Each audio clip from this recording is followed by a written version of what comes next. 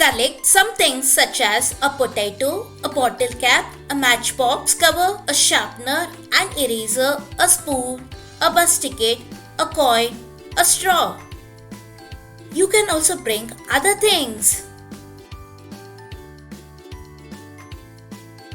Trace each of these. Ask your friends to guess.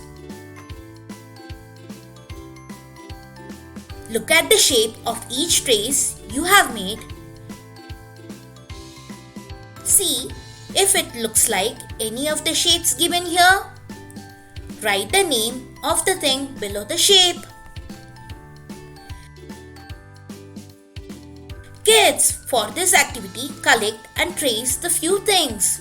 Now, fill the tape according to the shapes.